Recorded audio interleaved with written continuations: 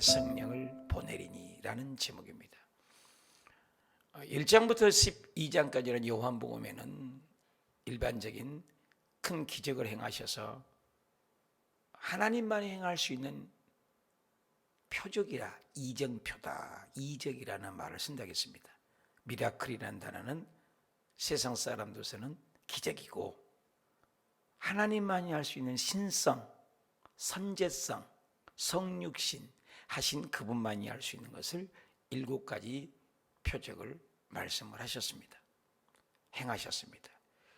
그리고 이제 12장에 예루살렘을 마리아의 발을 씻고 입성하신 이후에 13장에 제자들의 발을 씻으면서 13장부터는 계속해서 특별한 예수 그리스도의 마지막 며칠 남지 않는 그 기간을 행하십니다. 뺐다가 좀 뽑아요. 어저께처럼. 네. 시스템이 좀 불안하니 온라인으로 들으신 분 좀 양해를 구합니다. 이렇게 아침에 좀 그렇습니다. 기도해 주시기 바랍니다. 그래서 그 예수님의 특별한 표적들을 말씀을 하신다는 거예요. 그 사건들이 이제 우리가 얼른 보기에는 어저께도 15장이니까 포도나무, 예수님은 포도나무 이렇게 좋은 이미지의 인상을 갖지만 아니 심각한 얘기예요. 사실은. 왜? 흑백 논리가 같은 거예요. 포도나무는 얼마나 맛있고 좋고 그랬잖아요. 하나님은 농부시고. 그렇지 않아요. 기로에 서 있고 벼랑 끝에 서 있는 것 같은 예수님의 마지막 말씀이에요. 너가 내게 붙어있지 않으면 너는 죄해버리고, 열매 맺지 않으면 죄해버리고, 내게 붙어있지 않으면 너는 나와 상관이 없다. 지옥이야. 이런 무시무시한 말인 것입니다. 사실 포도나무에 붙어있지 않으면 나는 상관이 없다. 그러면 포도나무에 붙어있으면 그러면 좋고 천국 가고 그래야 될 거 아닙니까? 그런데 또 그게 아니라는 거예요. 네가 나에게 붙어있는 이상 얼마나 핍박이 있고 세상이 싫어한지를 아느냐. 그래서 예수 그리스도 안에서 경건하게 살고자 하는 핍박이 있으리라. 너희 전에 있던 선자들도 나를 믿음으로 얼마나 욕하고 거짓말하고 조롱을 당한 것처럼 너를 미워하는 것이 아니라 나를 미워하는 것이다. 세상이 나를 지금 미워해서 나를 죽인다. 예수님 말씀이에요. 얼른 보면 포도나무 좋은 것 같지만 무시무시한 말씀인 거예요. 각오를 해라 나를 따르면. 그래서 나를 따르면 자기를 부인하고 십자가를 지는 거다. 예수님 믿는 건 좁은 길인 것입니다. 우리가 좋게 얘기해서 예수 믿으면 복받고 화려하고 좋고 그럽니까? 그렇지 않아요. 기독교 역사를 보십시오. 피비린내가 납니다. 복음을 지키기 위해서 팍 터지는 싸움입니다. 지금도 정부를 보십시오. 가장 먼저 식당이나 먹고 사는 건 다 푸는데 교회만큼은 못 모이게 하고 교회만큼은 식사 못하게 하고 계속 연기하잖아요. 28일까지 또 연장하고 28일 되면 또 2주 연장하고 그것도 한꺼번에 연장 안 합니다.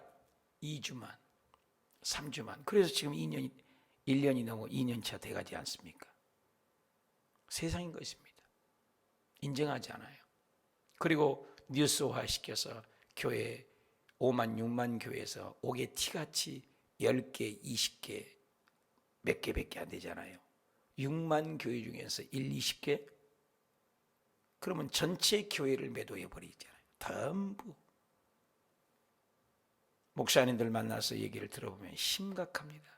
교회를 박해, 교회를 폄하, 방송, 편파 보도해서 성도님들이 많이 떨어지고 영적으로 보면 걸르는 거죠. 그러니 예수 그리스도 안에 붙어 있으면 좋은 일이 있어야 되는데 주님은 세상이 미워할 것이다. 죽일 것이다. 너가 믿음 지킬 수 있겠느냐. 지금 가보간의 결단을 하라는 겁니다. 네가 붙어 있으면 살고 떨어지면 죽는다. 그러면서 16장에 와서 성령에 대해서 얘기합니다. 너 힘으로는 안 된다. 성령이 오셔야 네가 이길 수 있다는 것을 구체적으로 이제 말씀을 하는 것이죠. 1절 볼까요? 내가 이것을 너희에게 이르면 너희로 실족하지 않게 하려 함이니. 요한복음 14장 1절이 뭐예요? 제자들이 이제 예수님을 떠난다고 마지막 발을 씻고 끝난다고 하니까는 정말 환장하는 겁니다. 예수 그리스도를 따라다니까 먹을 것 해결되지요. 병도 낫지요. 죽은 나사로도 살아나죠. 소경의 눈을 뜨게 하시죠. 가늠한 여인도 용서해버리죠. 기가 막힙니다. 안 되는 게 없습니다. 그러니 예수 그리스도를 더욱 바짝 따라가는데 예수님은 떠난다. 너가 나와 헤어진다. 낙심 코가 쑥 빠져있는 그들에게 요한복음 14장 너희는 마음에 근심하지 말라. 하나님을 믿으니 또 나를 믿어라. 도망가라도 그러면 주님 어디로 가십니까? 나는 길이요, 나는 진리요, 나는 생명이니 나로 말미암지 않고는 아버지께로 올 자가 없느니라. 그렇게 위로를 해주십니다. 그리고 16장 1절에도 내가 이것을 너희에게 이르면 너희로 실족하지 않으려고.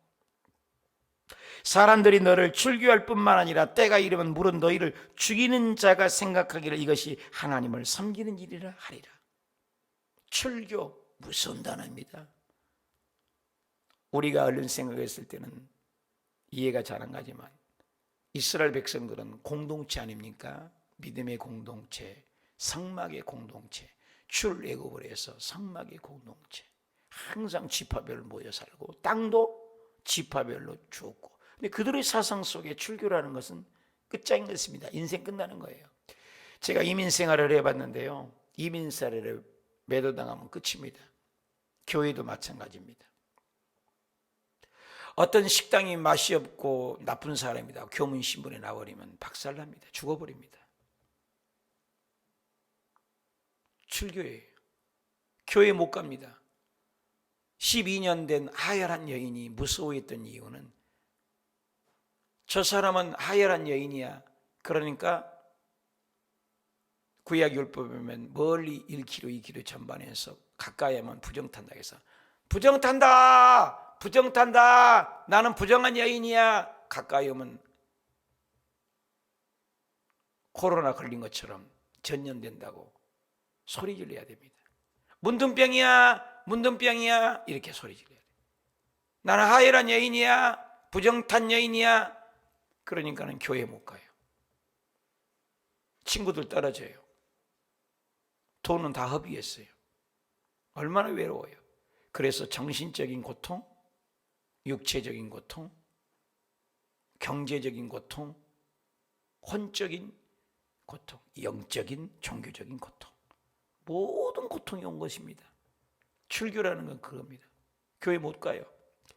요즘에는 네 교회 아니면 이 교회 간다, 저 교회 가면 이 교회 간다. 교회가 천지니까 오래 가지만 시골 같은 데 가보십시오. 교회가 동네가 하나밖에 없습니다. 근데 그 교회에서 추방시키고 교회 못 나오고 한다면 빨리 가야 되고 그렇지 않습니까? 근데 이때 당시에는 예루살렘 하나의 교회, 두 개도 아니에요. 예루살렘 공동체란 말입니다. 근데 성전에 못 가요. 예배 못 드려요. 무섭습니다. 출교를 시켜버린다. 사람들이 출교할 뿐만 아니라 예수님을 따르면 그러니까 목숨을 걸고 믿는 것이죠. 그들이 이런 일을 할 것은 아버지와 나를 알지 못함이라. 오직 너희에게 이 말한 것은 너희로 그때를 당하면 내가 너희에게 말한 이것이 기억나게 하려 함이라. 누가 기억나게 하겠어요? 성령님이. 처음부터 이 말을 하지 아니한 것은 내가 너희와 함께 있었습니다. 지금 내가 나를 보내신 이에게로 가는데, 예수님은 사역을 이루고 가라, 뜻을 이루고 하늘나라로 가는데 너희 중에 나서 어디로 가느냐고 묻는 자가 없다. 도리어 내가 이 말함으로 너희의 마음에 근심이 있도다. 요한복음 14장 1절에도 제자들이 근심에 빠졌을 때 너는 마음에 근심하지 말라. 하나님을 믿으니 나를 믿으라. 세상 바라보지 말아라. 너희도 지금도 근심한다. 내가 떠난다 하니까 박해를 받는다. 예수를 믿으면 좋은 일이 있다, 축복이 있다 이러는데 나를 믿으면 어려움이 있을 것이야. 이거 쉽지 않습니다. 코로나 가운데 교회 나간다고 핍박 좀 있다고 해서 직장 떨어질까 봐 쉬쉬하고 지금 그런 세상이 지금 돼 있잖아요. 똑같은 겁니다. 주님 다 내려보고 계십니다. 그래서 미움을 받고 죽는 데는 박해가 있을 것이다. 데살로니가전서 3장 4절에도 우리와 너희와 함께 있을 때 장차 받을 환난을 너희에게 미리 말하였는데 과연 그렇게 된 것을 너희가 아느니라. 오늘 우리 예수 믿으면서는 굉장히 좋은 말 듣기를 원합니다. 세상도 좋고 하나님도 좋고, 하나님도 좋고 세상도 좋고, 누이 좋고 매부 좋고, 얼마나 좋습니까? 근데 성경을 면밀히 보십시오. 나를 따르는 자는 세상에 너는 핍박을 받으리라. 나를 따르면 세상에 너는 욕을 먹으리라. 나를 온전히 따르고 복음을 당장 나가서 전해보십시오. 이 사람 만나서 저 사람 만나서 식당을 찾아다니면서 길을 지나다니면서 붙들고 복음을 전해보십시오. 이 사람이 미쳤냐? 그런 세상이 다가왔습니다. 옛날에는 상상도 못합니다. 지금은 아파트 허가가 돼야 들어갑니다. 들어가서도 복음 전하면 그냥 잡혀 들어갑니다. 전단지 뜻 뿌렸다고 하면 금방 연락 옵니다. 엄청난 세상이 온 거죠.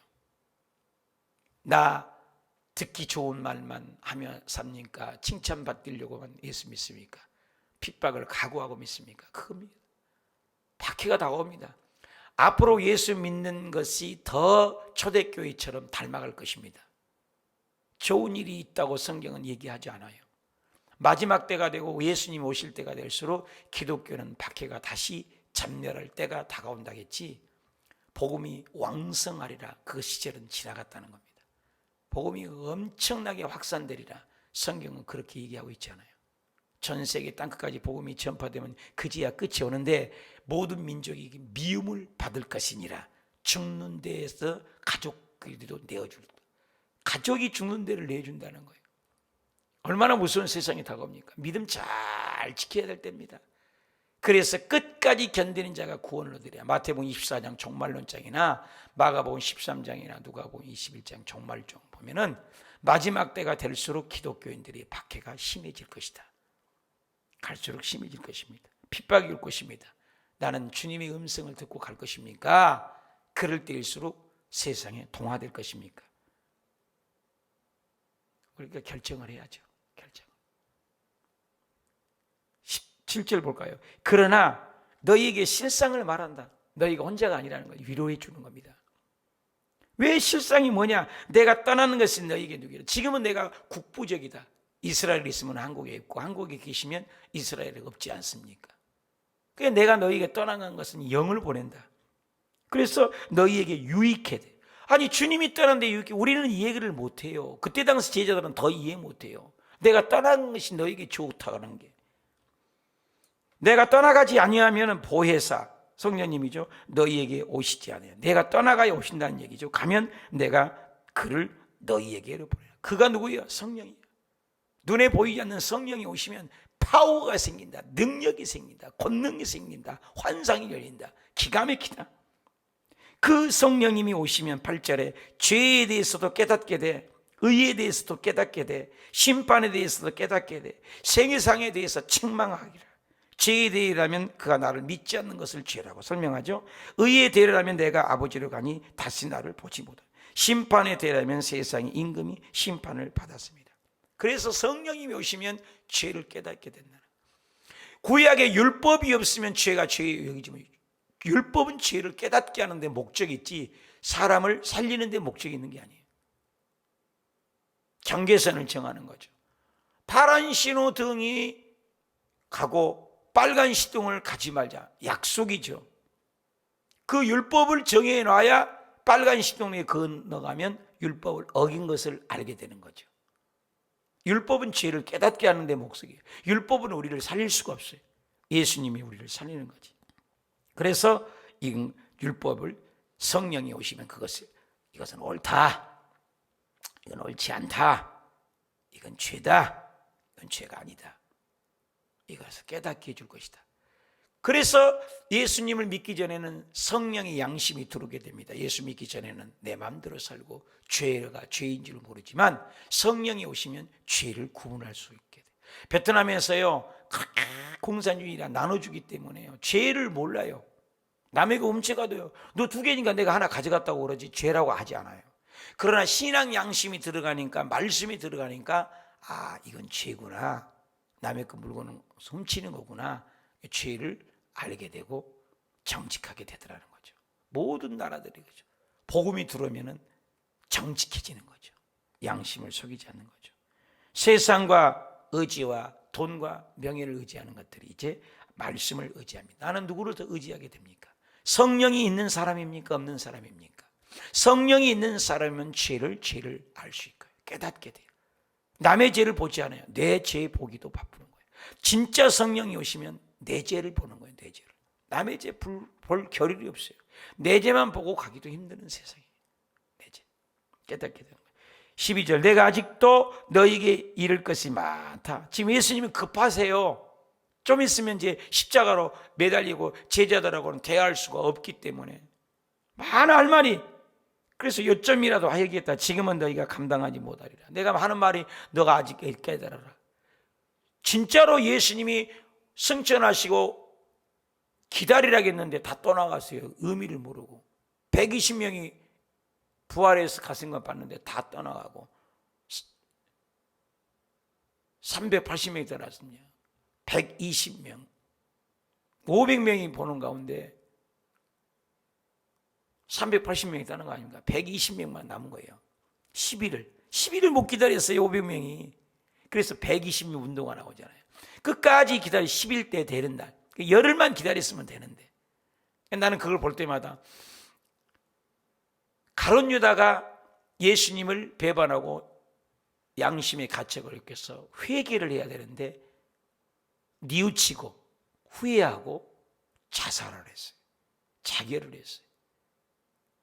여러분, 후회는 구원 못 받습니다.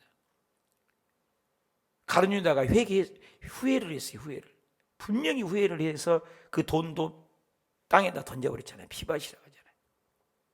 그 돈 받은 거 내가 뭐가 필요했냐. 선생 팔아먹고 정치적인 메시아로 구원했더니 못 한다고, 계획대로 된다고 던져버렸다고. 그럼 돈이 아니에요. 결론은. 그럼 후회한 거죠. 후회. 회개는 뭐예요? 돌이켜서 주께로 돌아오는 것이죠. 오늘날 교회 나가면서 후회한 사람 많아요. 회개는 돌이키는 거예요. 혁명이 일어나는 거죠.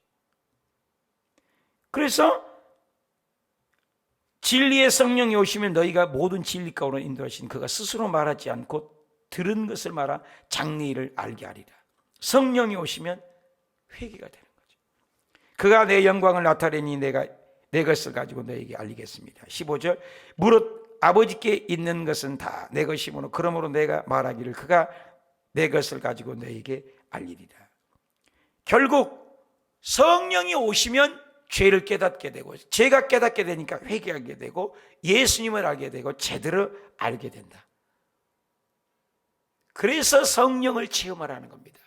성령을 체험해야 말씀을 옛날에는 깨닫지 못하는데 깨닫게 되고, 말씀이 안 깨달았는데 이제 말씀이 깨달아지고, 지식이 아닙니다. 성령이 오시면 감동을 줘요. 그게 저와 여러분이 필요한 것은 오늘 새벽에도 기도할 때 성령이여 내 머리에서 발끝까지 나를 점령해 주시고 나를 사로잡아 주시고 나에게 임하여 주시고 나를 인도해 주시고 나를에게 보여주시옵소서. 성령이 오시면, 예수님의 제자들이 몰랐어요. 예수님이 죽음 의미도 몰랐습니다. 예수님이 부활에도 의미도 몰랐어요. 깨닫지 못했습니다. 그러나 나중에 성경에 나옵니다. 예수님이 부활 승천하고 성령이 오셔서 그들이 비로소 깨닫게 되었더라, 알게 되었더라. 그래서 성령이 오시면 장래일을 알게 하시고 모든 것을 생각나게 하시고 모든 것을 가르치신다는 거예요. 성경의 저자가 성령님이시기 때문에 꼭 기도할 때 필사하시고, 꼭 기도하고 성령님을 의지해서 성경을 읽으시고, 꼭 성령님을 의지해서 죽게 할 때 놀라운 영의 기가, 학자의 혀가 나타나게 되고 진리를 밝히 알게 됩니다. 오늘 우리에게 필요한 것은 성령님의 부재입니다. 성령이 오시면 발동이 걸려서 기도가 달라집니다. 방언이 터지고 애언이 나오고 방언이 통변이 되고 주님이 내 안에, 내가 주님 안에 감동이 있습니다. 성령이 오시지 않으면 팍팍이요.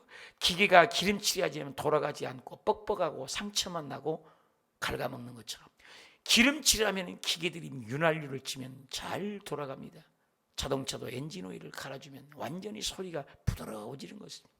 우리도 성령이 오시면 기도가 부드러워지고 사람이 부드러워지고 언어가 부드러워지고 그러지 않습니까?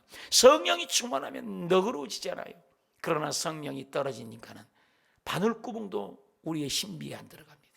밴댕이 속보다도 더 좁습니다.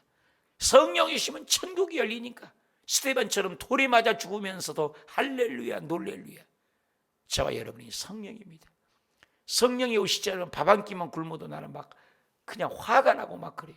근데 성령이 오시니까 열 하루를 금식을 해도 기쁨이 있고 그냥 감사만 되고 그냥 감사밖에 없어요. 5일째 반찬을 단 한 가지 김치 한번 먹어본 적이 없는데도 5일째면 3, 5, 15, 15끼를 먹었는데도 반찬 단 한 가지도 없이 미미나 죽에다가 동치미국만 찍어 먹고 간장만 한번 찍어 먹는데도 얼마나 달콤하고 맛있고 그 맨날 밥 먹고 나서마다 아내한테 감사합니다 감사합니다 반찬 타령한 것을 죄송합니다 용서해 주십시오 그런다니까요. 요즘에 감사밖에 없는 거예요. 감사밖에. 살아있는 게 감사. 성령이 오시면 감사밖에 없는 거예요. 불평할 것이 없어. 오늘 살아있음에 감사하게 하소서. 감사.